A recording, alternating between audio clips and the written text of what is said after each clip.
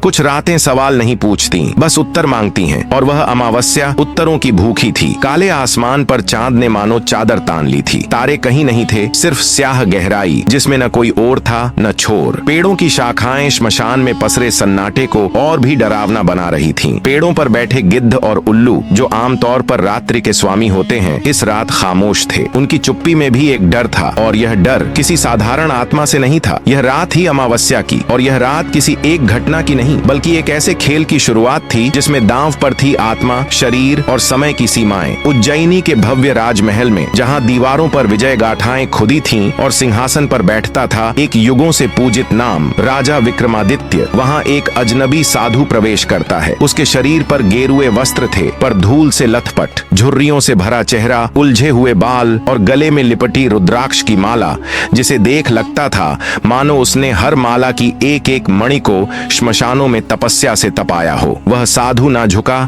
न बोला, बस सीधे विक्रमादित्य की आंखों में आंखें डालकर बोला, राजन, क्या तुम सच में वही हो जिसकी तलवार से यम भी कांप उठता है? दरबार में फुसफुसाहटें फैल गईं। मंत्री, योद्धा और ऋषि सभी सन्न थे। राजा ने साधु की आंखों की आग को नजरअंदाज नहीं किया। वे मुस्कुराए, एक ऐसी मुस्कान जो केवल वही कर सकता है जो मृत्यु को खेल समझता हो। यदि कोई परीक्षा है तो प्रस्तुत करो। साधु ने एक थैली खोली और उसमें से निकाला एक काले रंग का कागज, जिस पर कुछ मंत्र उकेरे गए थे, पर वह लेखनी किसी स्याही से नहीं, रक्त से लिखी प्रतीत होती थी। श्मशान में एक शव लटकता है पीपल की डाली से। वह शव मात्र मृत शरीर नहीं है, उसमें वास करता है वेताल। तुम्हारा कार्य है उसे लाकर मेरे समक्ष प्रस्तुत करना, लेकिन एक शर्त है, जब तक उसे यहाँ लाओ तब तक एक शब्द भी मत बोलना। राजा कुछ कहने ही वाले थे कि साधु ने हाथ उठाकर उन्हें रोका और धीरे से आगे झुकते हुए फुसफुसाया, पर एक चेतावनी है, उस शव तक पहुँचना आसान नहीं। वेताल से भी खतरनाक है वह जो इस खेल का स्वामी है, भैरवनाथ। एक पल के लिए वक्त रुक गया। भैरवनाथ, यह नाम सदियों से उज्जैनी में किसी ने नहीं सुना था, पर जिसने भी कभी सुना था उसके भीतर आज भी वह डर जिंदा था। कहा जाता था कि भैरवनाथ कोई साधु नहीं, कोई तांत्रिक नहीं, वह एक पिशाच था जो अमृता के लिए मोक्ष को ठुकरा चुका था। उसकी आत्मा अनंत जीवन के लिए तड़पती रही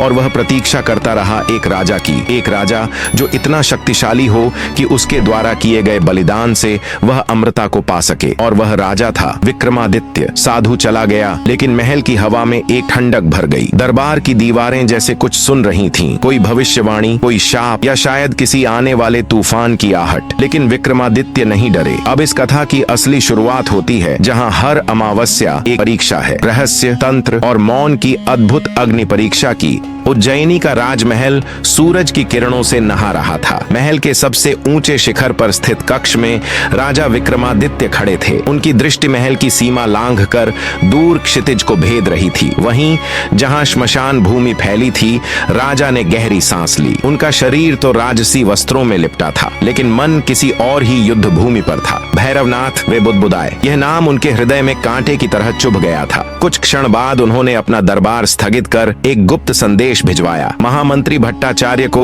शीघ्र एकांत कक्ष में उपस्थित किया जाए। कमरे में चंदन और धूप की सुगंध थी, पर वातावरण में गंभीरता तैर रही थी। मोटी दीवारों के भीतर का यह कक्ष वह स्थान था जहां केवल गुप्तचरों, युद्ध नीति और रहस्यमयी विषयों पर चर्चा होती थी। भट्टाचार्य, जो न केवल एक बुद्धिमान मंत्री बल्कि एक गूढ़ ज्ञान के झांता भी थे, धीमे कदमों से भीतर आए। उन्होंने राजदंड के सामने सिर नवाया। महाराज ने स्मरण किया तो निश्चय ही कोई गूढ़ विषय होगा, उन्होंने कहा। राजा विक्रमादित्य ने बिना भूमिका के सीधा प्रश्न किया, भट्टाचार्य, क्या आपको भैरवनाथ के विषय में कुछ झांत है? भट्टाचार्य का चेहरा कुछ क्षणों के लिए फीका पड़ गया। उनकी आंखें क्षण भर को शून्य में चली गईं, मानो किसी भूले हुए पृष्ठ का दरवाजा खुल गया हो। भैरवनाथ, वे धीरे बोले, वह नाम वर्षों पहले श्मशान की राख में दफन हो गया था महाराज। लोग अब उसे केवल कहानी समझते हैं, परंतु मैं जानता हूँ वह केवल कहानी नहीं। राजा ने ध्यान से उनकी बात सुनी। भट्टाचार्य ने कहना शुरू किया, वह कोई साधारण तांत्रिक नहीं था, वह भैरव सिद्धांत का अंतिम झांता था। एक गुप्त संप्रदाय जो मृत्यु और अमृता के बीच की सीमाओं को तोड़ने की साधना करता था। कहा जाता है उसने पंच तत्वों के ऊपर अधिकार पा लिया था, और एक दिन उसने देवताओं को चुनौती दी थी कि वह स्वयं ब्रह्मा के स्थान पर सृष्टि रच सकता है। फिर क्या हुआ? राजा ने पूछा। वह गायब हो गया, भट्टाचार्य बोले। कुछ कहते हैं कि वह स्वर्ग को छूने की चेष्टा चेष्टा में नष्ट हो गया। कुछ कहते हैं कि उसने स्वयं को मृत्यु के पार पहुंचा दिया, लेकिन एक बात स्पष्ट है, उसका अंत कभी प्रमाणित नहीं हुआ। विक्रमादित्य कुछ सोचने लगे। कल रात जो साधु आया था उसने भैरवनाथ का नाम लिया और उसने मुझे कार्य दिया है श्मशान से वेताल को लाने का। भट्टाचार्य चौंके। वेताल? हाँ, राजा ने कहा, और कहा कि जब तक मैं वेताल को बिना बोले नहीं ला पाऊंगा तब तक यह कार्य दोहराना होगा। यह कोई साधारण क्रिया नहीं लगती। भट्टाचार्य गहरी चिंता में डूब गए। उसी क्षण महल के एक कोने से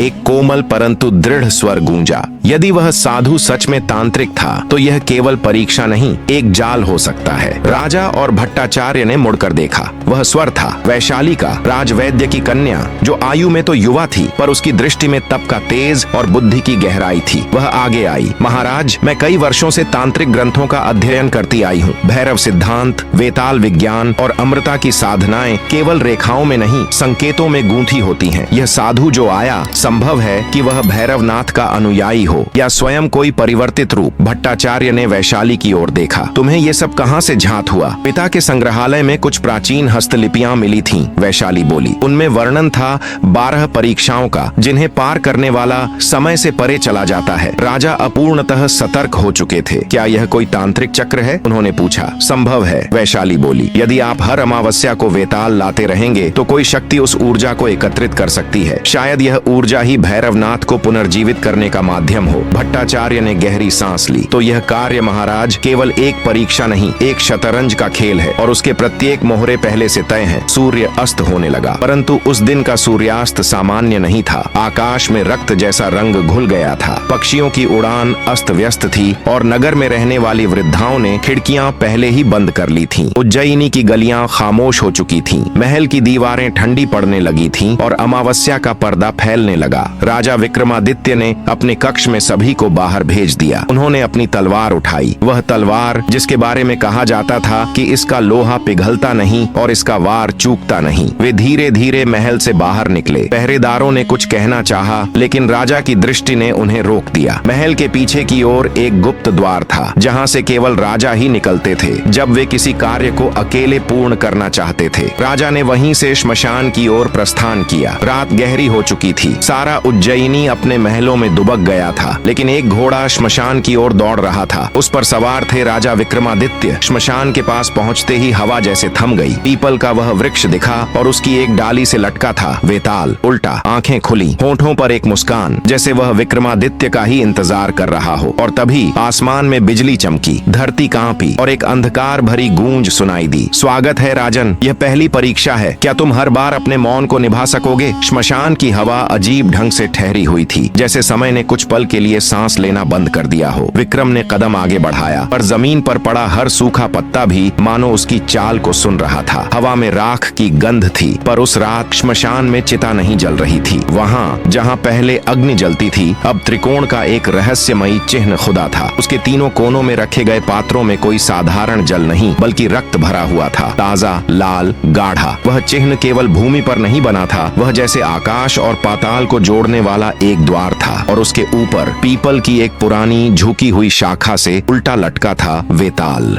पीपल की एक पुरानी झुकी हुई शाखा से उल्टा लटका था वेताल, पर इस बार वह वैसा नहीं था जैसा विक्रम ने पहले देखा था। न मुस्कान, न कोई उपहास। उसकी आंखें बंद थीं, लेकिन चेहरा शांत नहीं था, बल्कि गंभीर, जैसे वह किसी अनकही चेतावनी से भरा हो। विक्रम ने चारों ओर नजर दौड़ाई। श्मशान के पेड़ अब और भी ऊंचे लग रहे थे। उनकी परछाइयां जमीन पर रेंगती हुई नागिनों सी लग रही थीं। वातावरण में एक अजीब सन्नाटा था, न सर्द न गर्म, बल्कि ऐसा जो कानों में सीटी की तरह गूंजता था। और तभी बिना किसी स्पष्ट ध्वनि के एक स्वर उसके भीतर गूंजा। तुम जान गए हो? विक्रम ठिठक गया। यह कोई साधारण आवाज नहीं थी। यह बाहर से नहीं, उसके भीतर से उठी थी, धीमी लेकिन इतनी स्पष्ट मानो किसी ने उसके हृदय में कोई घंटी बजाई हो। जान गए हो कि यह केवल एक यात्रा नहीं, एक चाल है। उसके हाथ अनायास तलवार की मूठ पर कस गए। खतरा दिख नहीं रहा था, लेकिन उसका एहसास हर ओर फैल चुका था। वेताल ने धीरे धीरे अपनी आंखें खोली। उन आंखों में कोई चमक नहीं थी, केवल राख। एक पुरानी जली हुई आग की राख जिसमें अब भी कुछ धुआं बाकी था। अच्छा है, वेताल बोला। उसका स्वर शांत था पर भीतर कुछ कंपन समाया हुआ था। अब जब तुम जान चुके हो तो समझ लो, अब से हर रात केवल शरीर की नहीं मन की परीक्षा भी होगी और अंत में भैरव स्वयं तुम्हारे सम्मुख होगा। भैरव, यह नाम सुनते ही विक्रम के भीतर कुछ कांप उठा। यह कोई साधारण चेतावनी नहीं थी, यह आह्वान था किसी पुरानी प्रचंड शक्ति का, एक ऐसा देव जो विनाश और रहस्य का प्रतीक है। लेकिन विक्रम ने कोई उत्तर नहीं दिया। वह चुपचाप आगे बढ़ा, न कोई सवाल, न कोई प्रतिक्रिया, न कोई भाव। उसने वेताल को कंधे पर उठाया जैसे वह कोई शव नहीं, कोई उत्तरदायित्व हो। पर तभी जैसे अंधेरे में किसी और परछाई ने करवट ली हो, एक और आवाज भीतर गूंजी। मौन की परीक्षा सबसे कठिन होती है विक्रम। जब शब्द भीतर जलते हैं पर बाहर नहीं आ सकते, तभी योद्धा की असली पहचान होती है। विक्रम ने एक क्षण के लिए आंखें बंद कर लीं। अब वह समझ गया था, यह केवल वेताल को पकड़कर वापस ले जाने का कार्य नहीं था, यह उसका आत्मिक युद्ध था, उसकी आत्मा की अग्नि परीक्षा। और हर रात, हर प्रश्न, हर कहानी उसी युद्ध का एक हिस्सा बनने वाली थी। अब वेताल उसके लिए एक शापित आत्मा नहीं बल्कि एक मंत्रित प्रतीक था, एक दरवाजा जो उसे उसके अपने भीतर के अंधकार तक ले जाने वाला था। अभी रात बाकी थी और यह मौन विक्रम का एकमात्र अस्त्र। विक्रमादित्य ने पीपल के पेड़ से उल्टे लटके शव को धीरे से उतारा और उसे अपने कंधे पर उठा लिया। शव ठंडा था पर उसमें कोई अदृश्य गर्माहट थी, जैसे किसी पुराने आरशी की सांसें अब भी उसमें बसी हों। जैसे ही उन्होंने पहला कदम बढ़ाया,